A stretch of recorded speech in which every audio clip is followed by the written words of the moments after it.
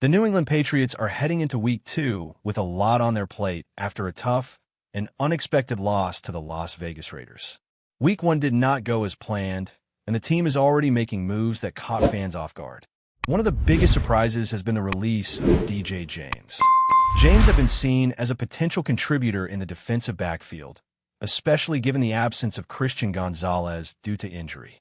Many expected him to carve out a significant role, particularly as depth in the secondary, but he ended up playing only a handful of snaps in the opener, mostly on punt returns and only a couple on defense.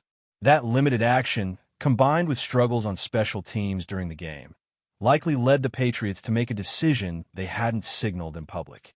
Alex Austin had stepped in admirably in Gonzalez's absence, showing enough promise that the team may have felt comfortable shifting the defensive backfield around. James's role, which some assumed would include a more substantial presence, never fully materialized, and the decision to waive him reflects a broader strategy the Patriots are employing, shoring up both the defense and special teams simultaneously. At the same time, Jeremiah Farms, a defensive tackle who had signed a 2-year deal with the Patriots in the offseason, was waived and reverted to the practice squad. This keeps him within the organization and available to potentially rejoin the active roster if circumstances require. Collectively, these moves open a roster spot and signal that the team is willing to make bold adjustments on the fly to improve performance in real time. From a front office perspective, the timing is tricky. It's the Wednesday before a Sunday game against the Miami Dolphins, which leaves little room for a new acquisition to make an immediate impact. Yet the Patriots have always shown a willingness to experiment with their roster, looking beyond just the starters to the players at the margins who can provide depth or change a game in subtle ways. It's a reminder that football is as much about managing the bottom of the roster as it is about spotlighting the stars.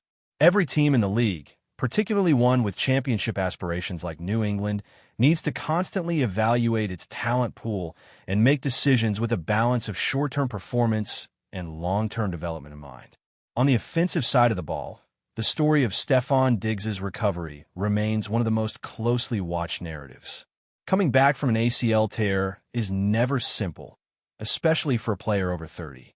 Physically, Diggs is cleared to play, but the question is how much he can contribute right now without risking re-injury or setbacks. In Week 1, his production looked solid on the surface. 6 catches on 7 targets for 57 yards. But when you dig into the snap counts, a more concerning picture emerges. Out of 71 offensive snaps, Diggs participated in only 41%, meaning he was on the field for just 29 plays. For a receiver commanding a $30 million contract, that's a clear signal that he's not fully integrated into the offense yet. By comparison, Kahan Boutte, who has stepped into a leading role at wide receiver, played in 82% of the offensive snaps, while tight end Hunter Henry led all skill position players with 93% of snaps.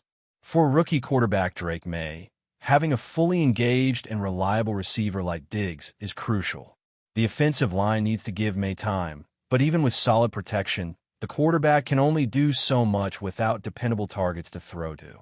The Patriots' passing game, therefore, remains a work in progress, with the team trying to balance Diggs' gradual return with the overall rhythm of the offense. Looking at the other skill position players, the distribution of snaps tells its own story. Rondre Stevenson, as a rookie back, saw 65% of backfield snaps, while Trayvon Henderson participated in only 35%. This suggests that the coaching staff is easing Stevenson into a larger role, gradually allowing him to gain experience without overexposing him to pressure in crucial moments. On the wide receiver side, Pop Douglas played in 63% of snaps, Matt Collins in 56%, and the remaining targets were spread among others. It is clear that the Patriots are still trying to figure out their ideal combinations, and it wouldn't be surprising to see new faces like Efton Chisholm and Kyle Williams earn more playing time in the coming weeks.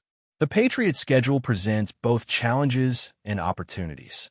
Traveling to Miami early in the season can be daunting, but there is a strange sort of upside. Gillette Stadium, which was long considered a fortress under Tom Brady, has not been a particularly friendly home for the Patriots over the last 18 games, with the team winning only 3 times. To put that into perspective, during Brady's tenure, New England lost just 23 home games across 158 contests, including playoffs.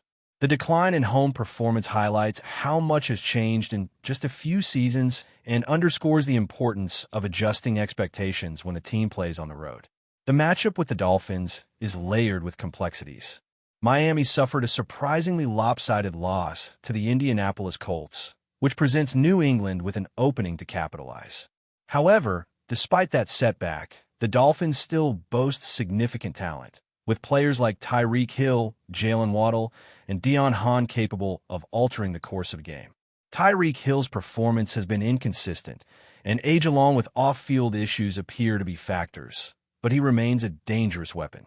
On the defensive side, while the Dolphins may not be as formidable as in years past, their unit is still capable of creating havoc, particularly against a developing offense like New England's.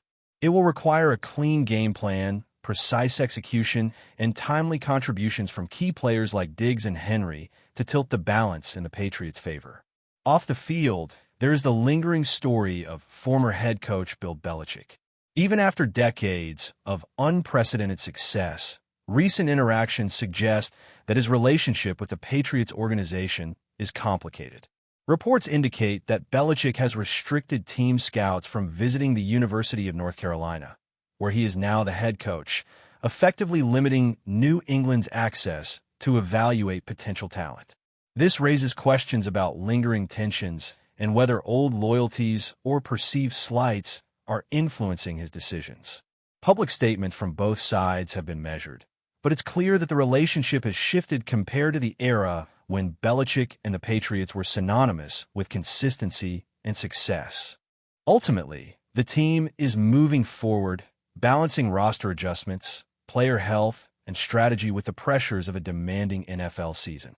The question for Week 2 is whether the Patriots can integrate their key players effectively, navigate the challenges of a tough road game in Miami, and find the right mix of personnel to secure a victory.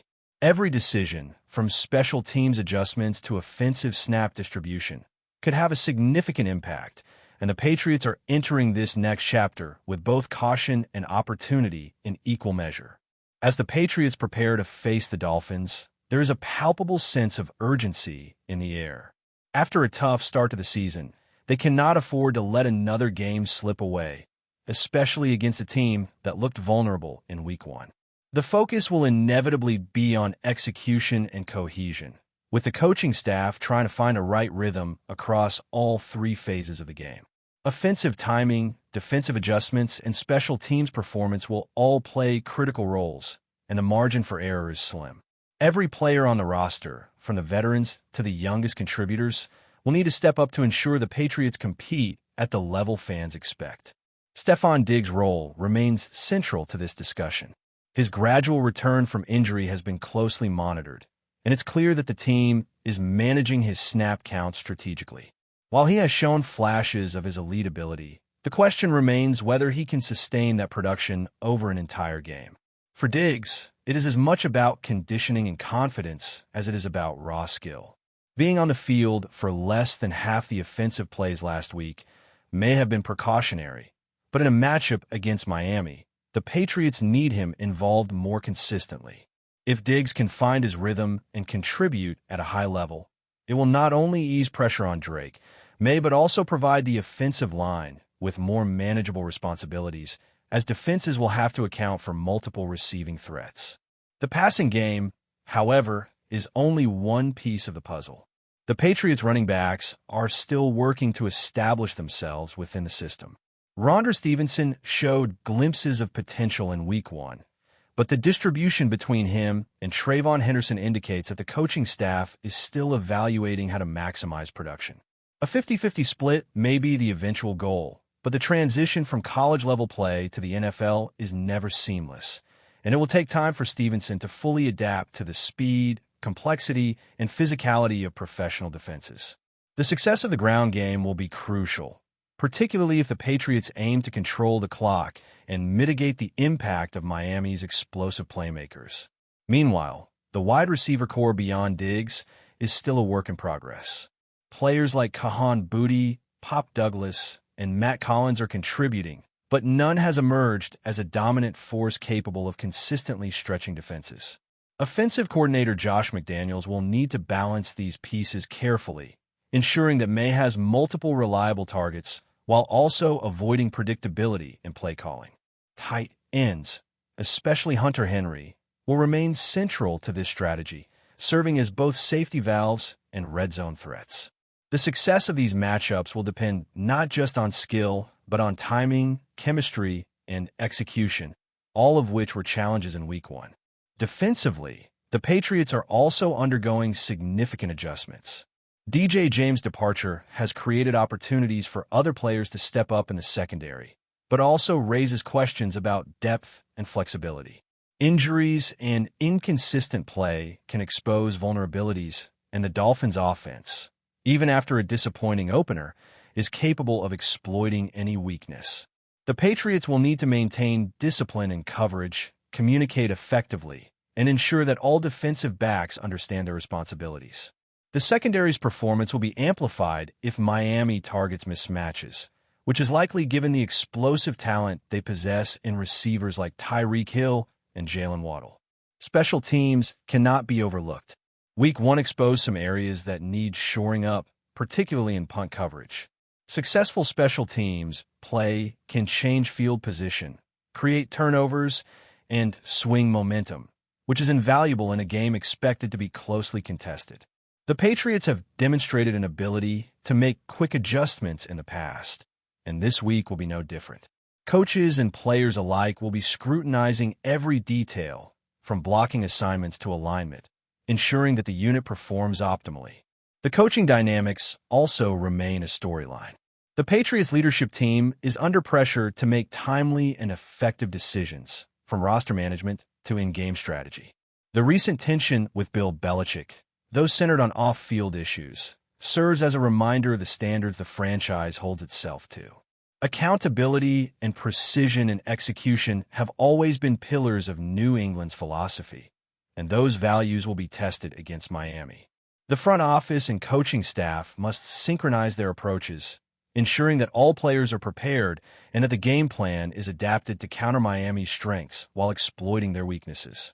For Drake May, this game represents an opportunity to solidify his role as the team's leader on offense. The rookie quarterback is still developing, learning to process information quickly, read defenses accurately, and make decisions under pressure. His rapport with receivers, tight ends, and running backs will be a focal point, as timing and trust are essential for effective execution. If May can demonstrate poise and command the offense efficiently, it could set the tone not just for this week, but for the team's trajectory moving forward. The mental aspect of the game will be just as important as the physical. The Patriots are playing away from home, a scenario that historically has been challenging, but could now serve as a psychological reset. Escaping the pressures of Gillette Stadium, where recent home performance has been inconsistent, may allow the team to focus more intently on the fundamentals of execution without the distractions of expectation. For a team in transition, the road environment can sometimes foster focus, cohesion, and clarity, particularly when players are motivated to prove themselves. Looking beyond the X's and O's, the Patriots are navigating the balance between talent evaluation and immediate performance. Every snap, target, and carry is an opportunity for players to stake a claim on playing time and for coaches to determine optimal rotations. The roster, while experienced in some areas, is still developing in others, and the integration of new players must be seamless to maximize effectiveness. Every decision, from who starts at cornerback to which running back handles the majority of carries, carries ripple effects throughout the game. Before we continue, don't forget to subscribe to Patriots Hub and give this video a like. Your support helps us keep delivering the latest updates on our New England Patriots. And don't be shy. Share your thoughts on the news in the comments below. The NFL rumor mill is buzzing, and it seems the New England Patriots might have just pulled off a move that could shake the AFC East to its core. Sources close to the team are whispering that MICAH Parsons, the dynamic linebacker who has turned heads since entering the league, is officially in Foxborough. Patriots fans have reason to be excited. If this whisper turns out to be true, the team may have just added the exact spark they've been missing on defense. Parsons, known for his lightning speed, relentless pass-rushing ability, and uncanny instinct to read plays before they develop, has been linked with several high-profile teams in recent weeks. Yet, it appears the Patriots, ever strategic under their front office, have swooped in with a deal that could give Bill Belichick the edge he craves. The locker room is reportedly abuzz with anticipation, with teammates already imagining how Parsons' presence could transform their defensive schemes. The timing couldn't be more intriguing. After a season that saw the Patriots' defense struggle at crucial moments, Parsons' arrival could be the missing ingredient to elevate the squad from playoff hopeful to legitimate contender. Insiders hint that the deal involved careful negotiation, with the Patriots leveraging both their salary cap flexibility and a clear vision of how Parsons fits into the team's long-term blueprint. There's talk that he will be central to a defensive overhaul, a linchpin capable of not only pressuring quarterbacks, but also mentoring younger players hungry to learn from one of the league's elite. Of course, nothing is official yet, but the excitement is palpable. Fans are flooding social media with speculation, imagining highlight reels of Parsons streaking past defensive lines in Gillette Stadium, leaving opposing QBs scrambling. Analysts are already debating how the Patriots' defensive rankings might skyrocket and whether Parsons could redefine the team's identity in one season. Could this be the move that finally solidifies New England as a dominant force once more?